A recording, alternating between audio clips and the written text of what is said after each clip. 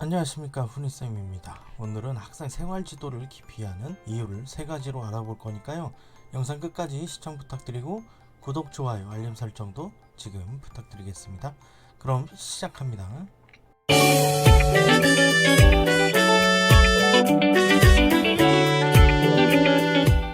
매년 2월이 되면 대부분의 학교에서 벌어지는 일이 있습니다. 학생 생활지도를 담당할 선생님을 모시기 위한 작전이 펼쳐지곤 하죠.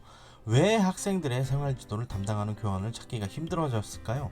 학생 생활지도를 기피하는 원인을 살펴보도록 하겠습니다. 첫 번째는 민원입니다. 가장 큰 이유겠죠. 민원의 종류도 굉장히 다양합니다. 국민신문고를 통해 올리기도 하고요. 전화로 큰소리 치면서 이야기를 하는 경우도 있고요. 밤늦은 시간에 전화를 받지 않았을 때 소통이 안 된다고 다시 민원을 넣기도 합니다. 교장실에도 찾아오고 교육청, 국가인권위원회 등의 민원을 제기합니다. 학생부 담당 선생님은 동료 교직원들의 민원을 받기도 하거든요. 업무를 담당하고 있는 교사가 오롯이 감당해야 할 몫이기도 하죠. 민원의 당사자가 스스로 헤쳐나가야 하죠. 교육청에서도 딱히 도움을 받기 어려워요. 민원을 많이 받으면 자연스럽게 승진 대상에서도 멀어지게 되고요. 손해가 이만저만이 아닙니다.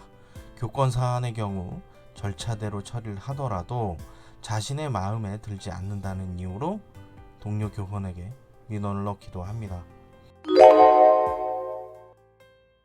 두 번째는 보상이 없다는 겁니다. 같은 급여를 받으면서 어려운 일을 하려고 하는 사람이 있을까요? 어려운 일을 했을 때 보상이 주어지는 것은 누구나 당연하다고 생각을 합니다. 각종 민원을 감당해내면서 일을 함에도 불구하고 적당한 보상이 없는 경우가 대부분이죠. 장기적으로 봐서도 도움이 되지 않으니까 기피할 수밖에 없습니다.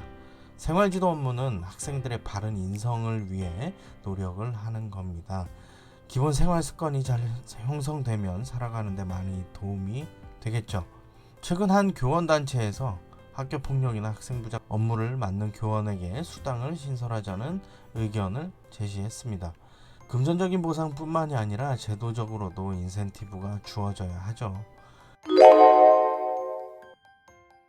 세 번째는 절차적인 문제입니다. 학교 현장에서도 사법 만능주의를 발견할 수 있습니다. 학생 생활지도와 그에 따른 징계에 관한 내용이죠. 학교에서 징계를 부여할 수 있는 것은 교권보호위원회, 학생선도위원회, 학교폭력대책심의위원회의 3가지 경우예요. 각각의 처리 절차에 맞추어서 진행을 해야 합니다. 행정절차에 맞지 않는 경우에는 행정심판이나 행정소송에서 문제가 될 소지가 있거든요. 교육활동 침해 사안과 학교폭력 사안의 경우에는 임의로 진행하는 경우에 문제가 되기도 합니다. 매뉴얼에 따라 진행을 해야 하죠. 시도교육 청별 지침에 따라서 약간의 진행 방식의 차이가 있기도 하고요. 업무를 진행하다가 상황에 따라서 실수가 있을 수도 있습니다. 일 많이 하면 감사 걸린다는 말도 있잖아요. 오랜 기간 생활지도 업무를 담당한 사람은 이런 부담까지 안고 진행을 하게 됩니다. 학생 생활지도를 기피하는 원인에 대해서 살펴보았습니다. 각종 민원에 시달리면서도 별다른 인센티브가 없는 것에 관한 보완이 필요합니다. 각각의 절차가 복잡한 것 개선되어야 할 과제이고요. 민원을 받았을 때 적극적으로 지원해 줄 수 있는 방안도 필요합니다. 오늘은 학생 생활지도를 기피하는 이유를 3가지로 알아보았습니다. 오늘 영상에 의견 있으신 분들은 아래 적극적인 댓글 부탁드리고요. 그럼 다음 영상에서 또 뵙도록 하겠습니다. 안녕.